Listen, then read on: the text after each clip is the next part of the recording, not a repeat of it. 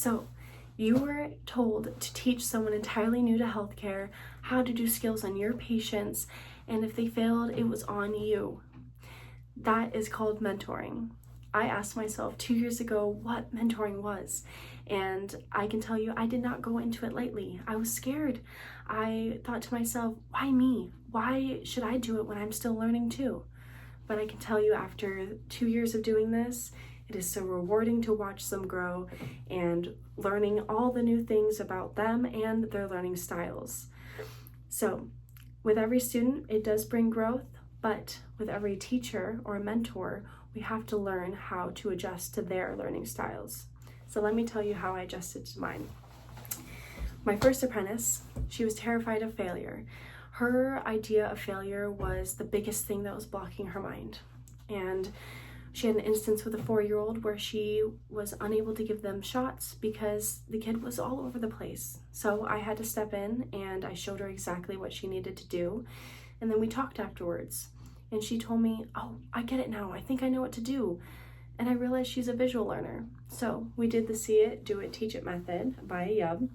And I'll give a short explanation of what that is. Our first one is our See It. We explain and we also adjust what they're watching. So when I'm doing something, she's watching, she's also going to be visualizing what she's watching so that she can go into the second one, which is Do It. When she starts doing it, that's when she can actually start applying everything that she visualized that she was going to do. Then when she gets confident doing that, she can go into the third, which is Teach It. When she teaches something, her confidence will grow. And with that confidence comes more confidence. And then she can do it on her own. When I saw her do it on her own, that's when I realized that she had reached that third step, because I saw that she started adjusting how she was going to do it with every single patient. And that was awesome. That was wonderful to watch. My second apprentice, he struggled with pressure. Pressure was something that he could not deal with, and he froze in emergencies. Like, for example, we had a patient that would bleed after our injections, and that's normal, but he bled a little bit more than normal. And my apprentice had a gauze in his hand, but he didn't use it. He froze. And so I realized, man, he probably needs a little bit more practice. So what we did is what Chala mentions that we should do with our simulation practice. Simulation practice is used to aid and mimic real-life scenarios.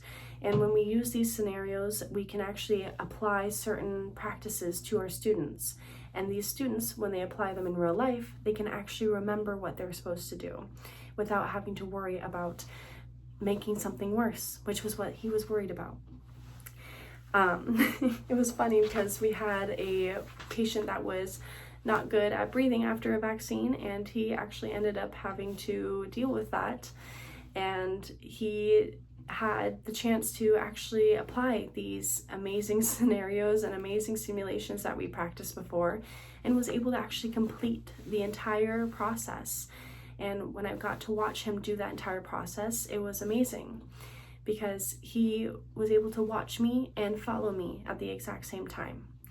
And he actually had the exact same experience with another patient when he graduated, and he told me he did everything perfectly, which I love to hear. My third apprentice, her issue was self-doubt. She had a language barrier as well. Her language barrier caused her to not understand everything in English, which was her biggest, I would say, her barrier. So she actually had a journal with notes. This journal that she used, it's not this one, but it was so thin at the beginning and it was so thick at the end. And so I realized I need to learn what her learning style was for that. And what I figured out with the help of Bay Atlantic University was hers is analytic, and it's also reading and writing. With analytic learners, they adjust with patterns and connections so that they can draw conclusions about what they're learning. And they like to be asked questions. And these questions can be quiz-like, they can be questions about what they're doing the next day, anything that involves the point of what you're trying to teach them.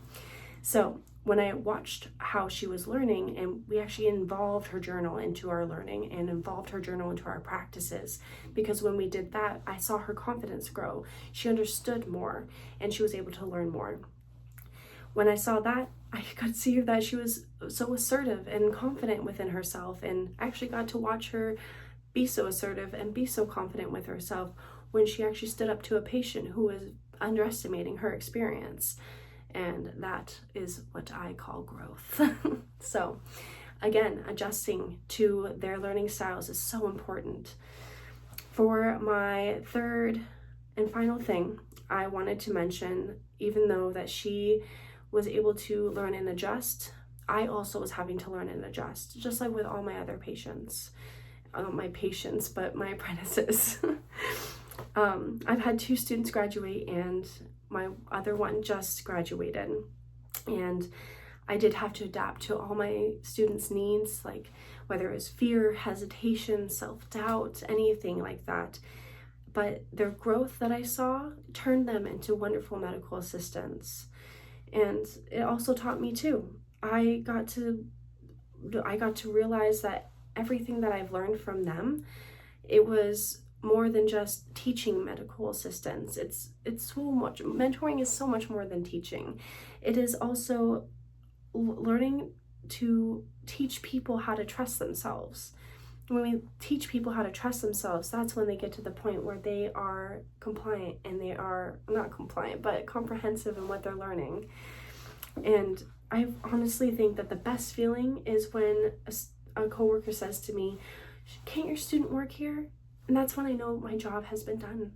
I know that I have successfully taught a student. And we can do it. We can all do it too. And it's not just learning your student's learning style or adapting to their learning style. It's also knowing when to interfere with high stress situations and learning how they are going to respond to that. So you just have to remember, it's not just the student learning from you, it's you learning from your student.